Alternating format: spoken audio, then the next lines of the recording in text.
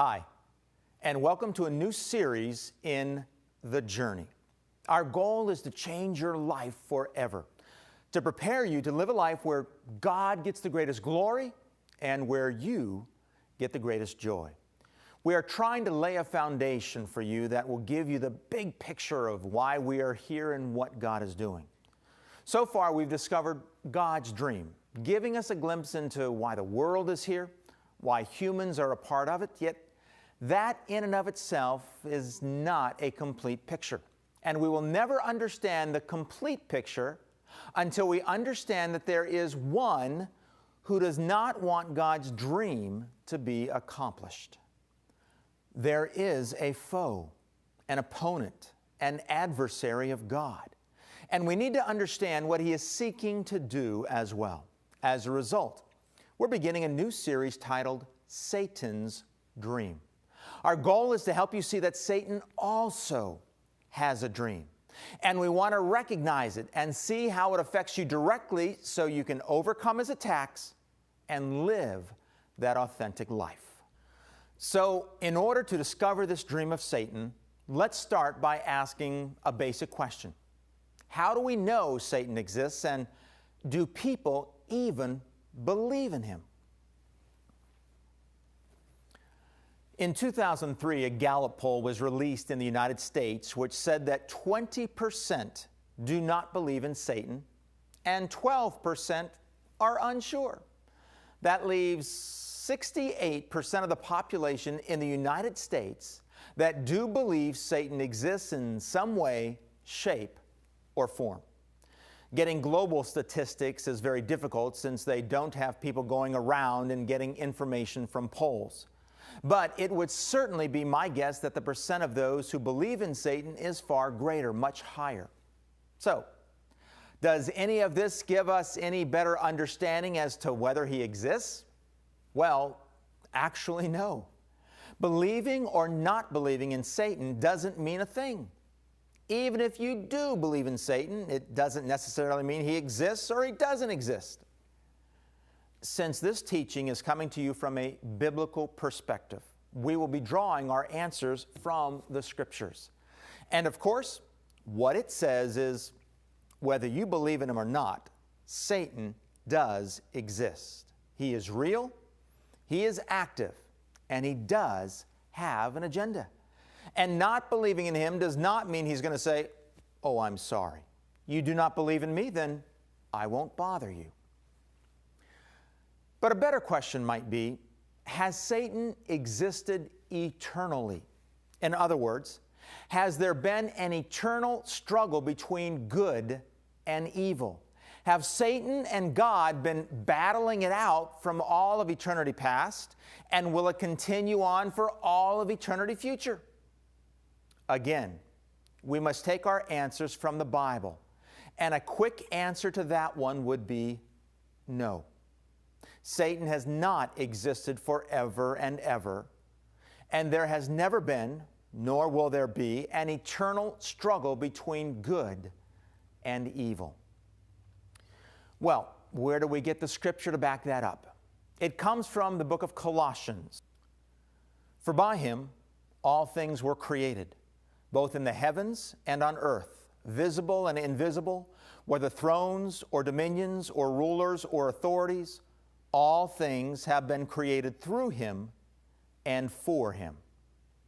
Which of those created things refers to Satan? Well, Satan is invisible. That by itself would refer to him. He is a ruler and authority. That too would refer to him. And when you throw in the words, all things were created both in the heavens and on the earth, that would bring closure to the answer and clearly say, yes, Satan was definitely created. He has not existed forever and ever and battling it out with God from the very beginning. Satan was created by God through Jesus.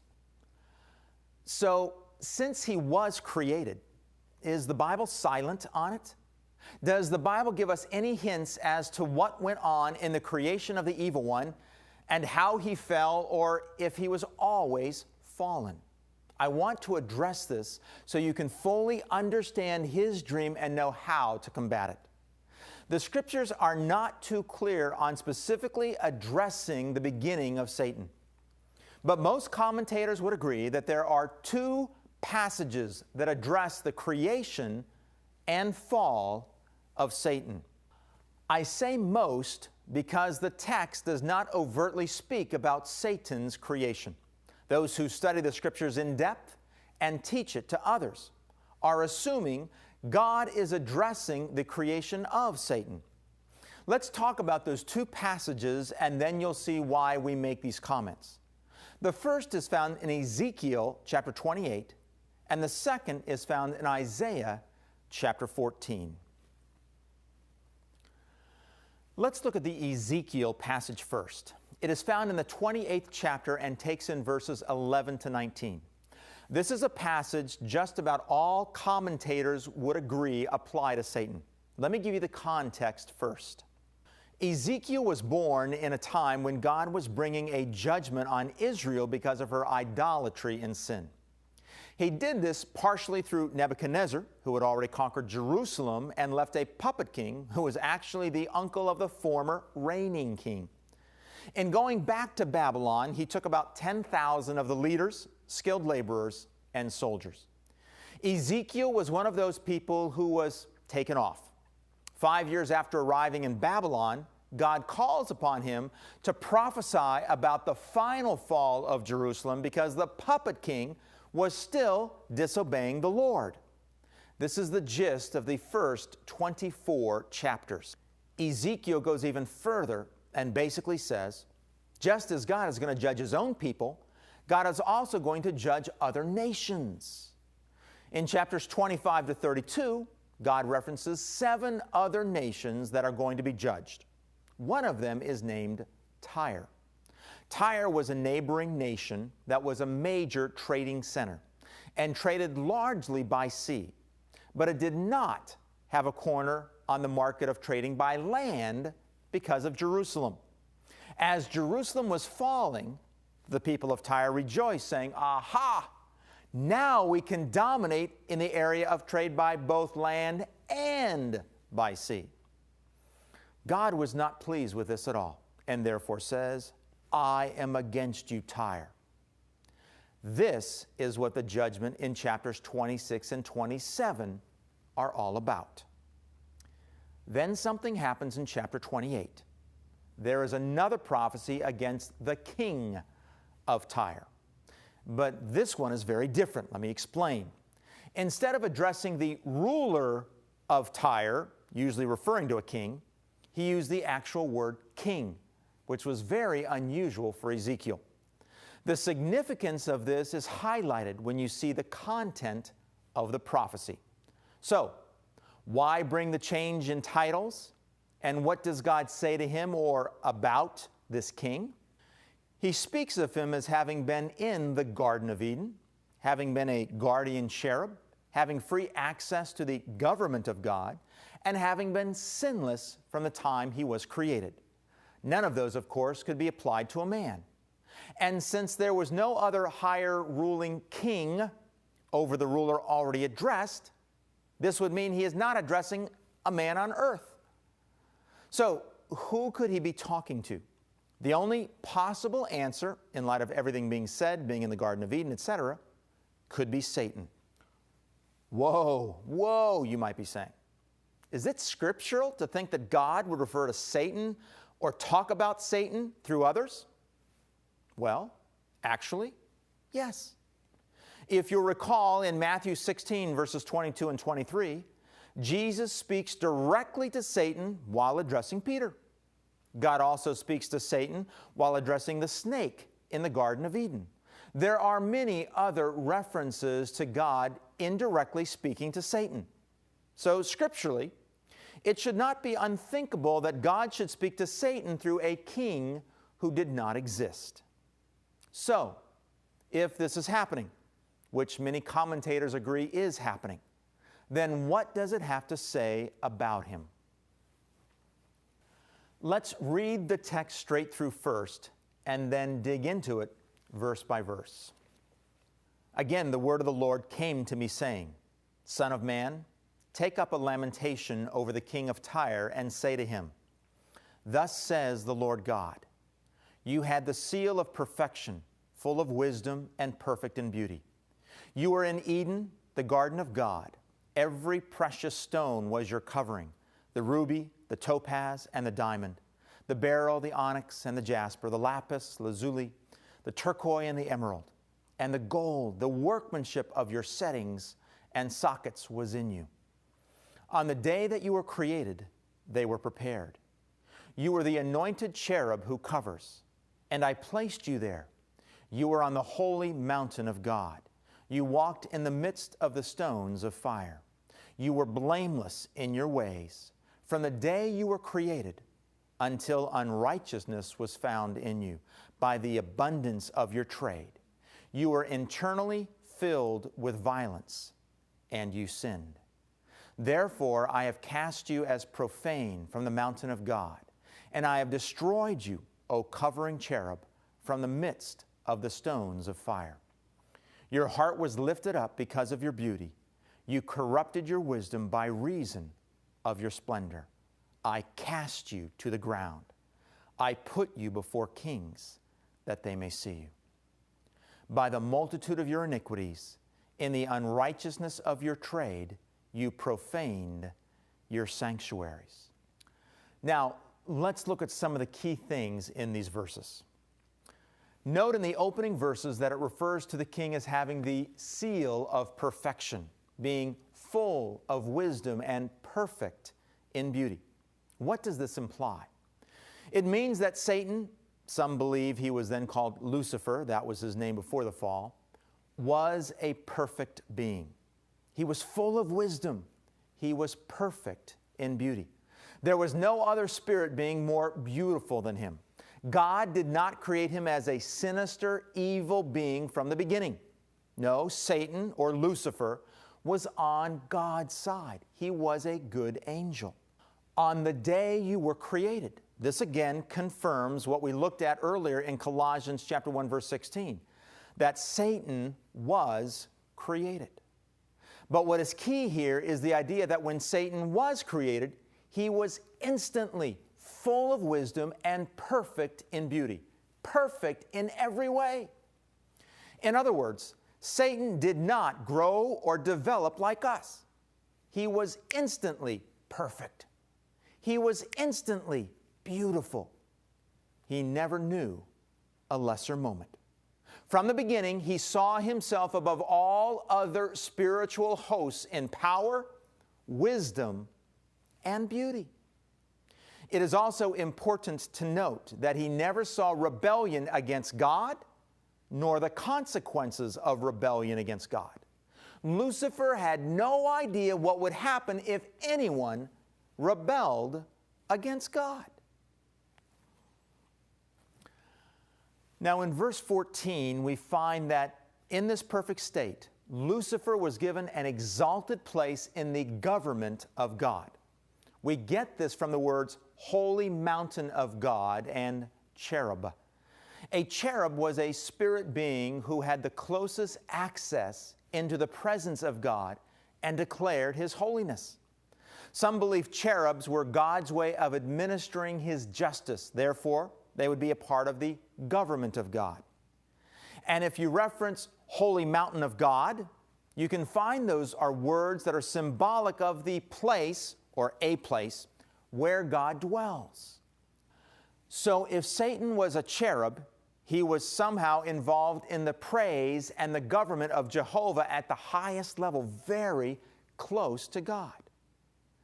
Well, does the text give us anything else about his job description? Yes. We find this in verse 18 where it says, "You profaned your sanctuaries." What does he mean by that? Well, a sanctuary was a place set aside as holy, used for worship. Hence, Satan was involved in worship in some way, shape, or form, dedicated to God. How were the sanctuaries profaned? In the unrighteousness of his trade, found in verses 16 and 18. What do the words mean? What would Lucifer be trading? Well, we are assuming that what they mean is that Satan was involved in trading worship because he had his own sanctuary. Where was the worship coming from? Where was it going to? In looking at other texts, it seems to be that Lucifer's position in the government of God somehow dealt with what was happening on the earth. We find this in the names given to him and in the temptation with Jesus. Let's look at the temptation of Jesus first. In Luke chapter 4, verse 6, Satan was tempting Jesus, and we read these words. And he led him up and showed him all the kingdoms of the world in a moment of time. And the devil said to him, I will give you all this domain and its glory, for it has been handed over to me, and I give it to whomever I wish. Was Satan the father of lies, lying? Well, he does not seem to have been. Notice Jesus does not say, you're lying. You have not been given that. All Jesus simply does is say, you shall worship the Lord your God and serve Him only. Notice the focus is on worship. Satan wanted worship. Why? He had been involved in that trade. But does Satan really rule this world like he says? Has everything been handed over to him? Is he in charge? The answer is yes. This also agrees when in the Scriptures Satan is called the prince of this world and the god of this age and the ruler of the kingdom of the air. So it is possible that somehow Satan was receiving worship from the spiritual beings on earth and passing them on up to God. How or when, the text is not clear, but it does point us in this direction. If that is the case, then what happened next? From the text, it tells us that unrighteousness was found in him and he sinned. Look at verses 15 to 18. You were blameless in your ways from the day you were created until unrighteousness was found in you. By the abundance of your trade, you were internally filled with violence, and you sinned. How did Satan sin? Look at verse 17. Your heart was lifted up because of your beauty. You corrupted your wisdom by reason of your splendor. Your heart was lifted up because of your beauty. What does it mean to have your heart lifted up? We can only assume it was due to pride. Why? Because of his beauty. Remember, the instant he was created, he was perfect in beauty and wisdom. He never knew a lesser moment. No other being rivaled him except the Almighty.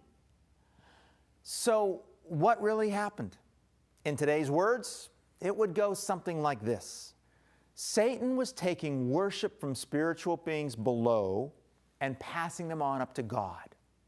But being perfect in beauty and wisdom, he began to think, hey, why not keep some of this for myself? Why do I have to pass it all on to him? There's no one more beautiful than me. There's no one wiser than me. Why am I not worthy to receive some of this praise? I think I'm going to keep some. Lucifer sinned by thinking too much of himself, by being greedy, and not realizing that he was who he was by God's hand. He forgot God, took pride in his beauty, wisdom, and perfection, and felt he should be honored for it. Paul backs this up in his first letter to Timothy. Let's look at chapter 3, verse 6, where he is speaking about the qualifications of an overseer. And not a new convert, so that he will not become conceited and fall into the condemnation incurred by the devil. Paul is basically saying, don't let a young man become an overseer lest he become prideful and fall like the devil did. Paul is basically saying Satan fell because of his pride. This is where original sin takes place. Now look at 1 John chapter 3, verse 8. The one who practices sin is of the devil, for the devil has sinned from the beginning. So what did Satan's pride cause him to crave? What did Satan's pride cause him to desire? What aspirations did Satan have as a result of his pride? We are going to find out in the next lesson as we continue to understand Satan's dream.